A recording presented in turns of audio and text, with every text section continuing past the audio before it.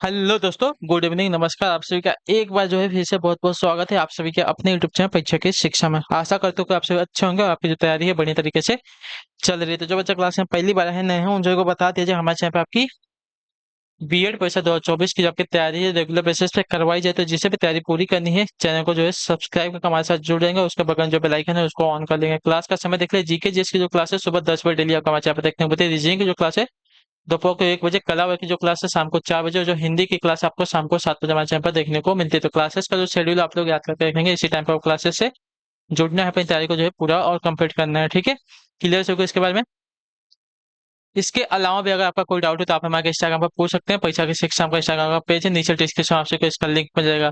PDF और notes के लिए हमारे टेलीग्राम का जो चैनल है इसको ज्वाइन कर लीजिए। परीक्षा की शिक्षा का नीचे डिस्क्रिप्शन आपसे इसका भी लिंक मिल जाएगा। तो फटाफट जाके आप वहाँ पे क्या है ज्वाइन हो जाएगा। दोनों जगह से हमें ज्वाइन कर लेंगे। ठीक है, इसके अलावा यहाँ पे क्या है डेली बेसिस पर आपको जो क्लास का अपडेट है वो दिया जाता है, और जो आपका एग्जाम का अपडेट होगा अभी आपको बताया जाएगा, जिससे आपकी क्लास जो है मिस नहीं होगी। ठीक है, तो चलें क्लास स्टार्ट करें। स्टार्ट करने से पहले जिसने क्लास को लाइक नहीं किया एक एक लाइक कर देंगे, क्लास को अपने दोस्तों के साथ जो है शेयर कर देंगे। ठीक है, तो चलें क्लास स्टार्ट करेंगे। देखिए मैंने कल आपको देखिए 2 क्वेश्चन करवाए थे, जिसमें से सिर्फ एक स्टूडेंट ने वो गलती पकड़ी है, बाकी किसी ने कोई गलती उसमें नहीं पकड़ी है।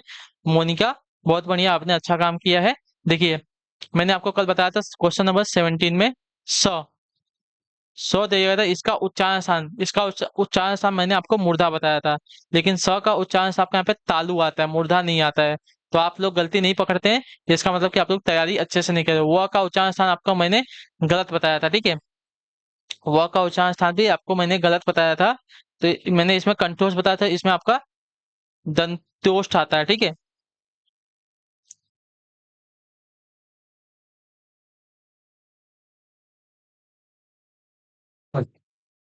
तो इसका जवाब सिर्फ किसने दिया है? मोनिका ने दिया है। तो मोनिका, बहुत बढ़िया, आप अच्छा काम कर रही हैं। आप ऐसे ही जो अपनी तैयारी को पूरा करते रहिए। ठीक है, बाकी लोग सिर्फ टाइम पास करने आते हैं, उनको जो है क्लासेस से कोई मतलब नहीं है।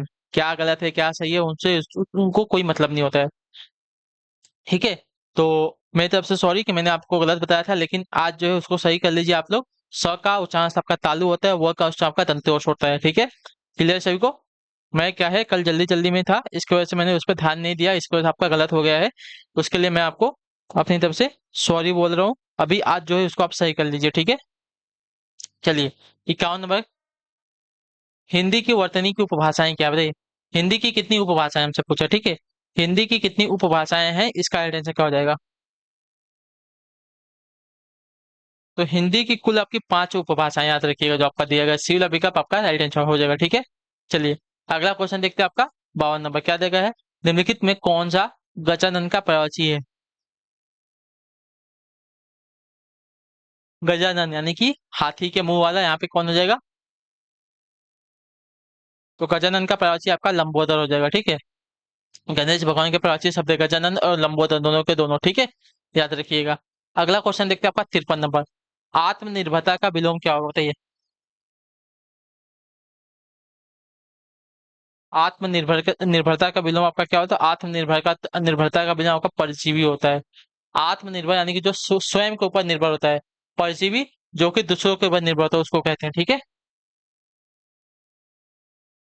अगला क्वेश्चन देखते हैं आपका 54 नंबर।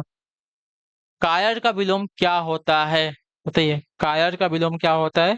तो कायर का विलोम आपका यहाँ पे शूरवीर होता है, जो आपका ये विकल्प देगा आपका राइट आंसर होगा। ठीक है, कायर का विलोम आपका शूरवीर हो जाएगा।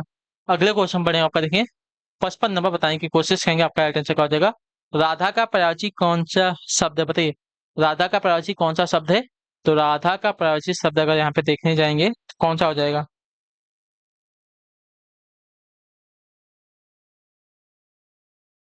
महिषी, ब्रजरानी, यामिनी, भार्गवी। तो राधा का प्रयोग यहाँ पे देखिए ब्रजरानी हो जाएगा। ब्रज की रानी जो है राधा को कहा जाता था, जो आपका दिया गया यहाँ पे पी वाला विकल्प आपका यहाँ पे राइट आंसर होगा। ठीक है, क्लियर है। अगले क्वेश्चन में आपका देखिए 56। आहूत का विलोम क्या हो जाएगा? तो आहूत का विलोम आपका यहाँ पे बंधन, अविश्वास, विराग, अनाहूत। आहूत का विलोम आपका अनाहूत होता है, जो आपका दिया गया यहाँ पे डी वाला ऑप्शन आपका यहाँ पे राइट आंसर होगा। ठीक है, अगले क्वेश्चन बढ़ेंगे 57 पे। बताने की कोशिश करेंगे हंसी का तत्सम शब्द क्या है? हंसी, हंसी का तत्सम शब्द क्या है? तो हंसी का तत्सम आपको यहाँ पे हास्य होगा, जो आपका डी वाला विकल्प देखिए आपका यहाँ पे सही होता है। ठीक है, हंसी का तत्सम शब्द आपका हास्य होता है। ठीक है, क्लियर है। अगले क्वेश्चन बढ़े आपका, देखिए 58 नंबर उत्तर देने की कोशिश करेंगे। राइट आंसर, सुकर्म में कौन सा उपसर्ग लगा हुआ है, बताइए सुकर्म में कौन सा उपसर्ग लगा हुआ है साथियों। जल्दी से उत्तर देने की कोशिश करेंगे, बताइए। सुकर्म में कौन सा उपसर्ग लगा है, तो सुकर्म में आपका उपसर्ग लगा है यहाँ पे सु। ठीक है, इसमें कर्म आपका मूल शब्द है, सु आपका इसमें क्या लगा है, उपसर्ग लगा है। ठीक है,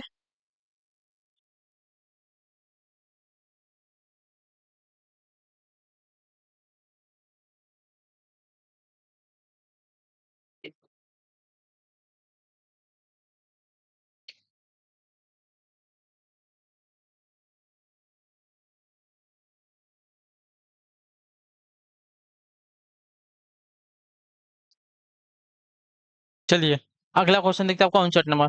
सूर्योदय में संधि कौन सी, मतलब संधि विच्छेद क्या होगा, इसमें संधि कौन सी, मैंने आपको बताया है ना इसके बारे में, बताइए।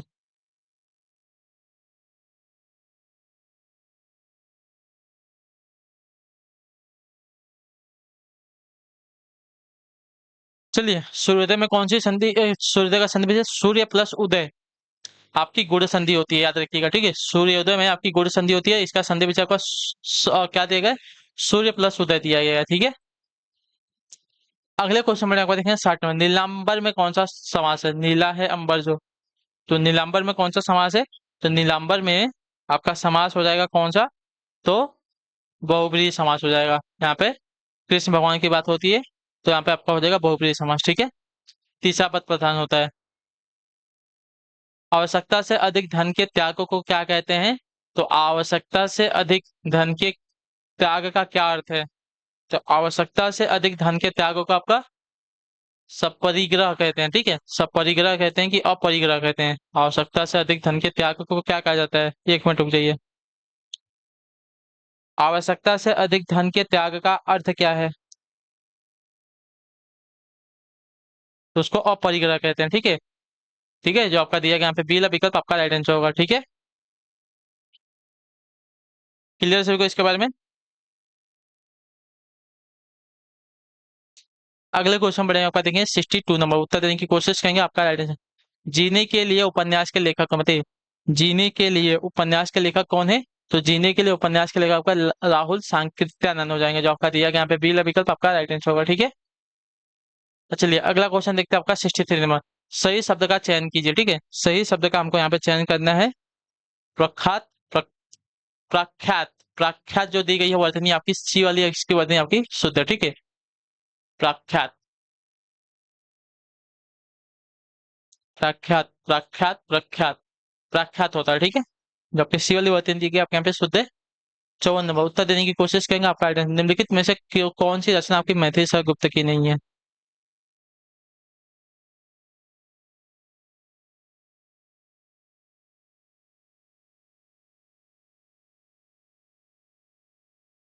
कौन सी रचना आपकी मैथिली सर गुप्त की नहीं है, साकेत, यशोधरा, भारत भारती, कैदी और कोकिला, तो आपका जो दिया गया यहाँ पे कैदी और कोकिला आपकी मैथिली सर गुप्त की रचना नहीं है। ठीक है, क्लियर है। चलिए अगले क्वेश्चन बढ़े आपका 65 नंबर पे। महादेवी वर्मा में के काव्य में क्या प्रधान होता है, महादेवी वर्मा के काव्य में क्या प्रधान होता है, तो महादेवी वर्मा के काव्य में आपका रहस्यवादी श्रृंगार प्रधान होता है, जो आपका ये वाला विकल्प देगा आपका सही उत्तर होगा। अगला क्वेश्चन देखते हैं आपका 66 नंबर। निम्नलिखित में से कौन जो है निराला की रचना से नहीं है, बताइए निम्नलिखित में से कौन जो है निराला की रचना से नहीं है, तो निराला की रचना से जो दिया गया आपका यहाँ पे परिवर्तन नहीं है, बादल राग, सरोज, स्मृति, तुलसीदास, ये सभी आपकी निराला की रचना से है, लेकिन जो दिया गया परिवर्तन आपकी निराला की रचना से नहीं है। ठीक है, क्लियर है। अगला आपका 67, निम्न में से कौन सी रचना नागार्जुन की नहीं है, बताइए निम्न में से कौन सी रचना आपकी नागार्जुन की नहीं है, तो नागार्जुन की रचना जो दी गई है यहाँ पे कौन सी, बादल को घिरते देखा बादल, जहरी खाल के सिंदूर, तिलकित भाल, आज नदी उदास थी, तो इसमें से कौन सी जो आपकी नागार्जुन की रचना नहीं है, तो आज नदी उदास थी, ये जो दिया गया है डी वाला विकल्प आपका यहाँ पर राइट आंसर होगा। ठीक है, आज नदी उदास थी जो आपकी नागार्जुन की रचना नहीं है, बाकी तीनों जो है नागार्जुन की रचनाएं हैं। महाभोज किसकी रचना है, महाभोज, तो महाभोज जो है आपकी किसकी रचना है, तो महाभोज की अगर बात की जाए तो महाभोज जो आपके यहाँ पे मनु भंडारी की रचना है, जो आपका बी वाला विकल्प देगा आपका राइट आंसर होगा। ठीक है, क्लियर हो गया इसके बारे में। अगला प्रश्न देखते हैं आपका 69 नंबर क्या देगा है? निम्न में कौन सी कृति दिनकर की है? बताइए, निम्न में कौन सी कृति आपकी दिनकर की है? तो दिनकर की कृति आपके परशुराम की प्रतीक्षा है, जो आपका दिया गया यहाँ पे ये वाला विकल्प आपका है।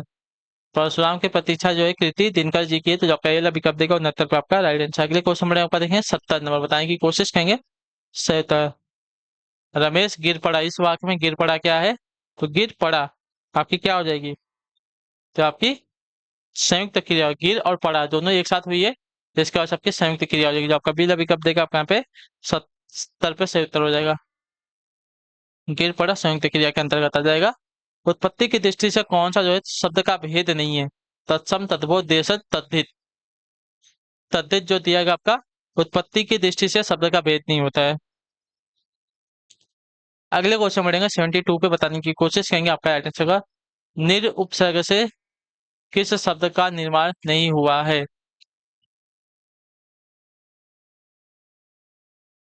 तो देखिए, निराकार में नीर है, निरपराध में नीर है, निर्भय में नीर है, लेकिन निदर्शन में आपका नी नहीं है, इसमें आपका नी है। ठीक है, तो आपका जो दिया गया ये वाला विकल्प सी वाला, इसमें आपका नी निर उपसर्ग का प्रयोग नहीं, इसमें नी उपसर्ग का प्रयोग किया गया। ठीक है, क्लियर हो गया इसके बारे में।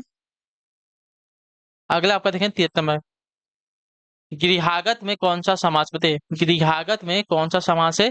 तो गृहागत की अगर बात की जाएगी तो गृहागत में आपका जो समास लगा है तत्पुरुष समास है, जो आपका ये वाला विकल्प देगा आपका राइट आंसर हो जाएगा। ठीक है, अगले क्वेश्चन बढ़ेगा 74 पे उत्तर देंगे। निर्मोह में का संधि विच्छेद क्या? बताइए, निर्मोह का संधि विच्छेद क्या होगा? तो निर्मोह का संधि विच्छेद अगर देखने जाएंगे तो निह धन मोह होता है। ठीक है, निर्मोह का संधि विच्छेद अगर निह प्लस मोह होता है, तो आपका ये वाला विकल्प देगा आपका राइट आंसर। निर्मोह का संधि विच्छेद आपका निह प्लस मोह होगा। ठीक है, 74 पर जो दिया गया ये वाला विकल्प आपका राइट आंसर हो जाएगा। ठीक, चलिए क्लियर यहाँ तक। ठीक है, अगले क्वेश्चन बढ़ेगा आपका देखिए 75 नंबर, बताने की कोशिश करेंगे आपका राइट आंसर। षड्यंत्र का संधि विच्छेद क्या होगा? बताइए, षड्यंत्र का संधि विच्छेद क्या हो जाएगा 75 पे? तो षड्यंत्र का संधि विच्छेद सत्य धन यंत्र होता है, सत्य धन यंत्र षड्यंत्र का। ठीक है, जो दिया गया यहाँ पे ये वाला विकल्प आपका यहाँ पे राइट आंसर होगा। ठीक है, चलिए सत्य धन यंत्र षड्यंत्र का संधि विच्छेद हो जाएगा। अगले क्वेश्चन बढ़ेगा देखिए 76 में, चतुर्वेद में समास बताइए। चतुर्वेद, तो चतुर्वेद में समास अगर देखने जाएंगे आपका यहाँ पे चार वेदों का समाहार, जिसमें आपका द्विगु समास हो जाएगा ना, जो आपका ये विकल्प देगा आपका यहाँ पे राइट आंसर हो जाएगा। ठीक है,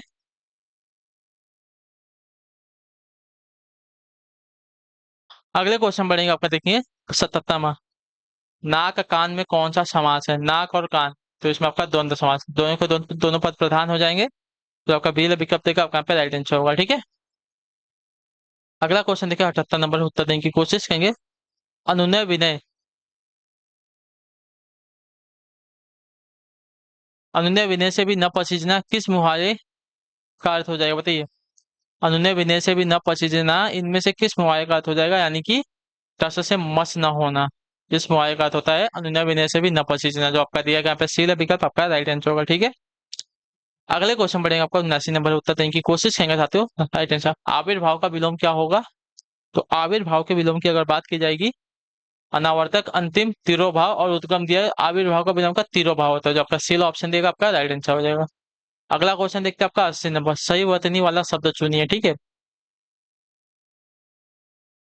निरुपाय, निरुपाय की वर्तनी जो दी गई है ये वाली आपके यहाँ पे शुद्ध हो। ठीक है, चलिए अगला क्वेश्चन देखते हैं आपका 81 में, हिंदी दिवस किस तिथि को मनाते हैं? तो हिंदी दिवस जो आपका देखिए 14 नवंबर, 14 दिसंबर, 14 अगस्त या 14 सितंबर को, तो 14 सितंबर जो दिया गया डी वाला ऑप्शन आपका यहाँ पे राइट आंसर होगा। ठीक है, हिंदी दिवस आपका 14 सितंबर को मनाया जाता है। अगला आपका देखिए 82 नंबर, आरोग्य का पर्यायवाची क्या है? बताइए, आरोग्य का पर्यायवाची क्या है? तो आरोग्य का पर्यायवाची यहाँ पे निरोग है, आरोग्य का पर्यायवाची आपका निरोग है, तो जो आपका दिया गया सी वाला विकल्प आपका यहाँ पे राइट आंसर होगा। ठीक, अगला क्वेश्चन देखते हैं 83 नंबर है, इंद्र का पर्यायवाची क्या हो जाएगा? तो इंद्र का पर्यायवाची इंद्रेश, धर्मेंद्र, देवेंद्र या विजेंद्र, तो देवेंद्र जो आपका इंद्र का पर्यायवाची होता है, जो आपका दिया गया यहाँ पे सी वाला ऑप्शन 83 पे आपका राइट आंसर होगा। अगला आपका देखिए 84 नंबर, कानन किस शब्द का विलोम है? बताइए, कानन जो है किस शब्द का विलोम है? वन का, सुनासन का, भीड़ का, शहर का? कानन जो है किस शब्द का विलोम है? जल्दी से उत्तर देंगे। कानन किस शब्द का विलोम है?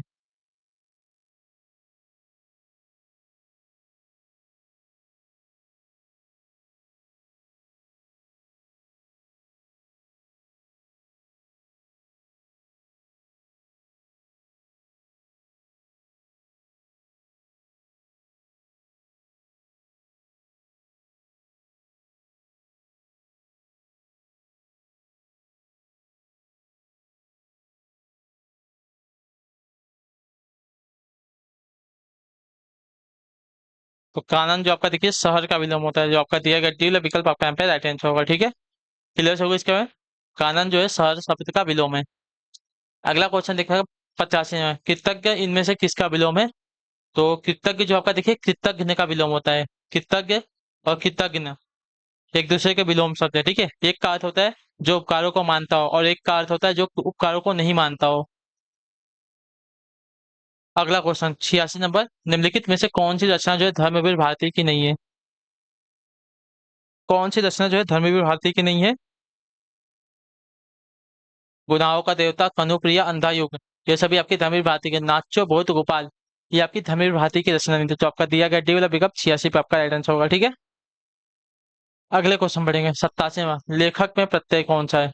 लेखक, लेख, अक, इसमें आपका अक प्रत्यय लगेगा। ठीक है, लेख आपका मुख्य शब्द है, इसमें अक प्रत्यय लगा तो लेखक बना हुआ है, तो इसके बाद आपका यहाँ पे अक प्रत्यय लगा है। अगला क्वेश्चन देखते हैं आपका, पावक का प्रत्यय क्या हो जाएगा? पावक, पावक,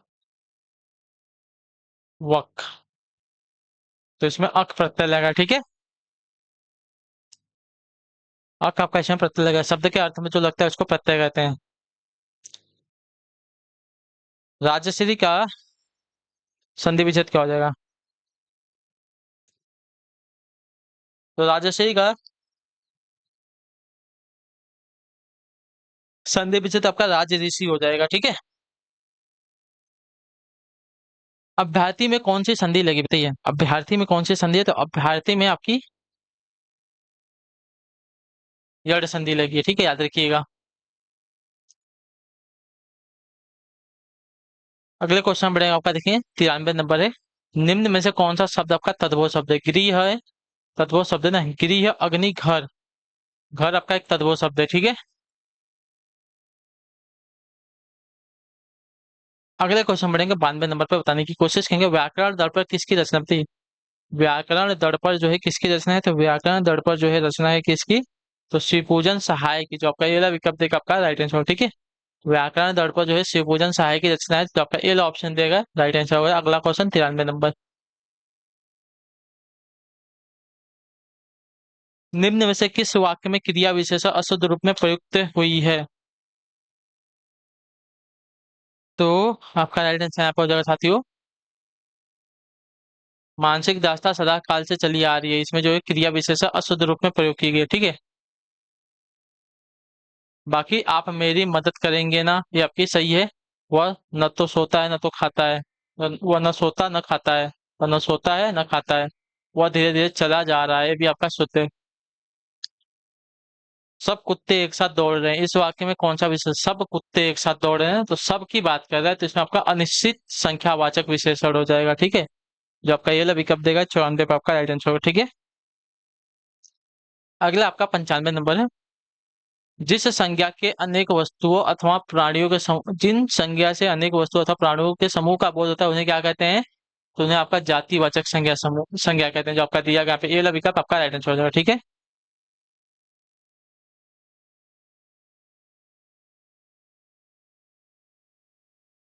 जिन संज्ञा से अनेक वस्तुओं अथवा प्राणियों के समूह का बोध होता है ना, समूह का बोध होता है, तो उन्हें जो आपका देखिए समूहवाचक कहेंगे, जो आपका सी वाला विकल्प देगा आपका राइट आंसर होगा। ठीक है, अगला क्वेश्चन, जातिवाचक मतलब पूरी जाति का बोध होता है उसे कहते हैं। निम्न में से कौन रचना की दृष्टि से शब्द का भेद नहीं है? रूढ़, यौगिक, युग्मन और विशेषज। जैसे उत्पत्ति के आधार पर होता है। ठीक है, वो उत्पत्ति के आधार पर विशेषण जो आपका शब्द का भेद होता है, लेकिन रचना की दृष्टि से यौगिक ऋण और योग ऋण ये आपके शब्द के भेद होते हैं। अगला क्वेश्चन देखिए आपका 97, गायक का संधि विच्छेद क्या है? तो गायक का संधि गे धन अक होता है, जो आपका सी विकल्प देगा आपका राइट आंसर होगा। ठीक है, गायक का संधि गे धन अक होता है। अगला आपका 98, व का उच्चारण स्थान क्या? देखिए मैंने अभी आपको इसके बारे में बताया था। तो व का उच्चारण आपका यहाँ पे दंत्योष्ठ होता है, दंत्योष्ठ जो आपका दिया गया यहाँ पे ये विकल्प आपका राइट आंसर। ठीक है, व का उच्चारण पर दंत्योष्ठ होता है।